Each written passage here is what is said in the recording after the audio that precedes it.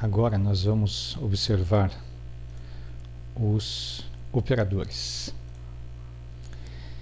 Existem operadores e expressões, que são os operadores aritméticos, binários e assim por diante. O que é interessante saber dos operadores? Regras de precedência. Aqui nas regras de precedência significa o seguinte: se você misturar todos esses operadores numa expressão, aqui está a precedência de como eles serão executados ou quem será executado primeiro quem. E aqui a ordem, da esquerda para a direita e assim por diante. E dentro de um mesmo quadro, vamos pegar aqui um exemplo. Por exemplo, se numa mistura aqui de multiplicações e divisões, ok? A multiplicação vai ser executada primeiro que a divisão. E na regra de precedência do quadro, a multiplicação e a divisão são executados antes da adição e da subtração. Então, você deve ver a precedência de que lado? Da esquerda para a direita primeiro, e depois a sequência de quadros, a sequência com que essas coisas serão executadas. Outros tipos de operadores que nós vamos definir serão os operadores de comandos de fluxo. Nós vamos visualizar nesse exemplo basicamente três: o if e o else, o for e o do while. Nós já vimos o funcionamento do return, então vamos ao nosso exemplo. Vamos fazer aqui um exemplo de operadores, vamos chamar de operadores de fluxo. Ok. Então, primeiro, um exemplo com o if.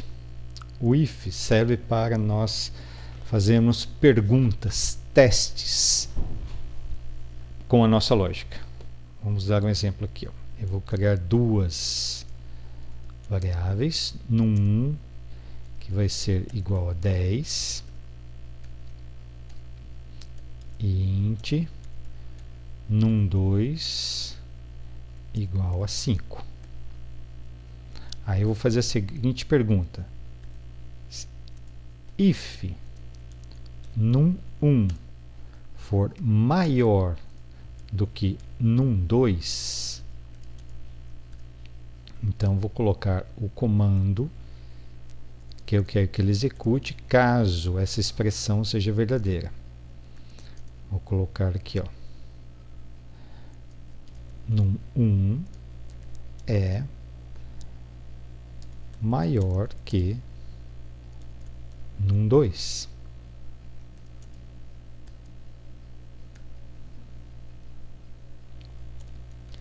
Else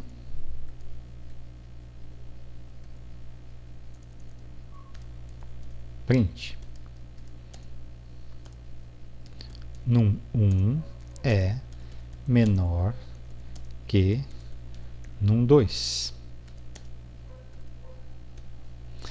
Então, vamos entender isso aqui.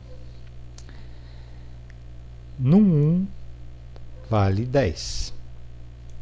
Num 2 está valendo 5. Então, se num 1 for maior do que num 2, nesse caso, isso aqui vai retornar verdadeiro.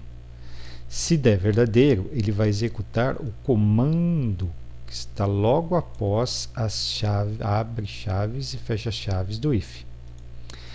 Se o resultado daqui desse falso, ele não executaria esse trecho de comando e executaria o que está no else, que significa senão. Então vamos ver o resultado. Compilo.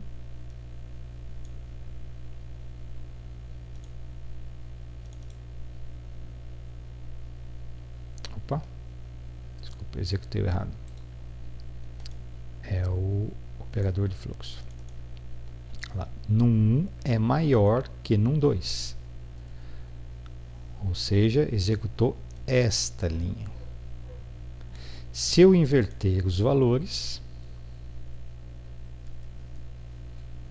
agora, num 1 é menor do que num 2.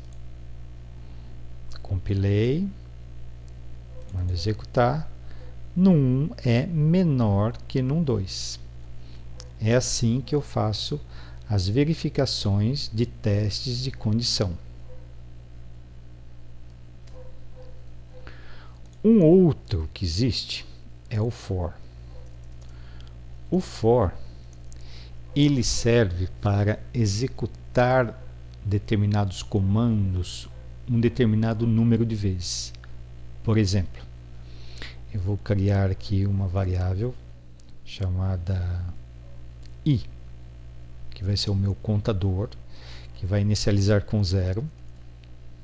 Dentro do for, eu tenho o testador de saída.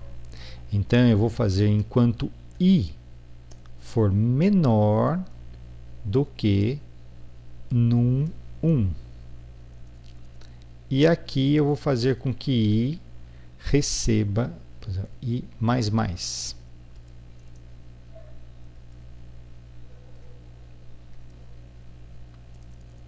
Então, vamos entender valor de i. E vou imprimir i. Então, aqui eu coloquei apenas um comando dentro do for.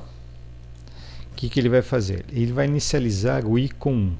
Então, esse trecho aqui, vou colocar um comentário, é inicialização. Depois do ponto e vírgula, vem a validação. E depois vem o incremento. Então, o que acontece? O for faz o seguinte. Primeiro, ele roda a inicialização. Faz o int, faz o i igual a 0. Após o i ser igual a 0, ele vai validar.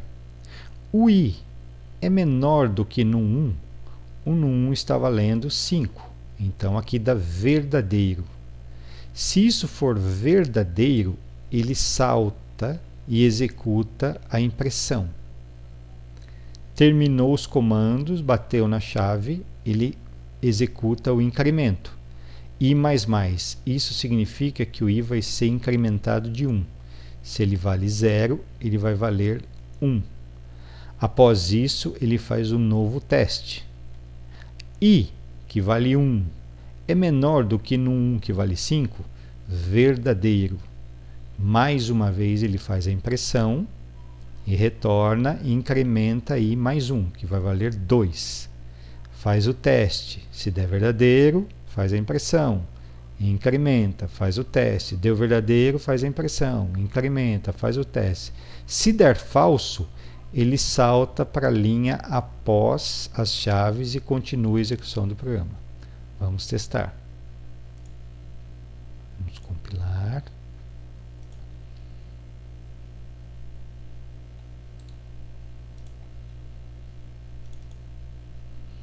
Então, o if, e aqui ele executou 0, 1, 2, 3, 4. Fez a impressão 4 vezes. Porque quando o i recebeu o valor 5, que foi igual no 1, ele deu o resultado falso e saiu para fora do for. Um outro controle de fluxo interessante é o seguinte. É o do while. Desculpa, while. O while é similar ao for, só que a condição não é uma condição de repetição controlada. É até que uma determinada expressão ou enquanto uma determinada expressão seja satisfeita. Então, por exemplo, eu tenho aqui num que está valendo 5 e num 2 que está valendo 10. A minha expressão vai ser o seguinte: enquanto num for menor ou igual a num2, eu quero que ele imprima a multiplicação dos dois. Resultado que eu vou colocar num1 vezes num2.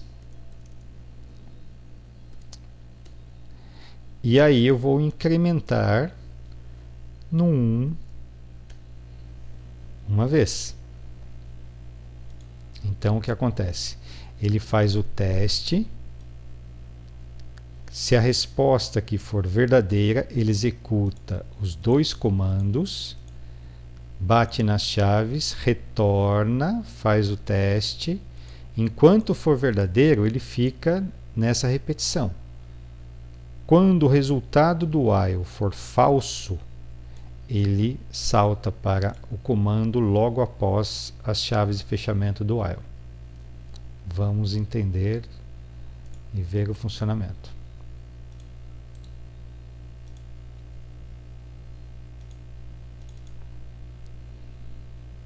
Então aqui, ó, esse é o for e aqui começa o while. Começa 50, 60, 70, 80, 90 e 100, que é quando o num1 atinge o valor igual ao num2, que os dois vão ser 10. 10 é menor ou igual a 10? Sim, então ele vem e executa aqui o 100, que é 10 vezes 10, faz a impressão. O num1 aqui vai valer 11, aí ele vem e testa. 11 é menor ou igual a 10? Falso. Falso, ele finaliza o programa. Vou escrever aqui para ficar mais clara a finalização.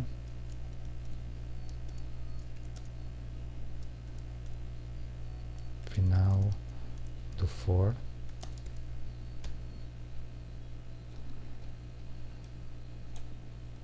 E aqui, final do while.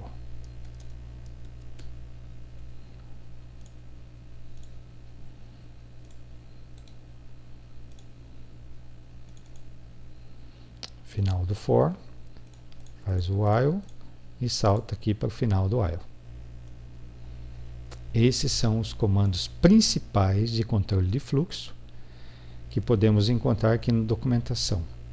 Existe uma versão do while, que é o do while, e existem os controles de fluxo, o break e o continue, que são utilizados dentro do while, do for e do while, que são bem interessantes. Mas a gente vai ver isso no decorrer do desenvolvimento nas nossas aplicações.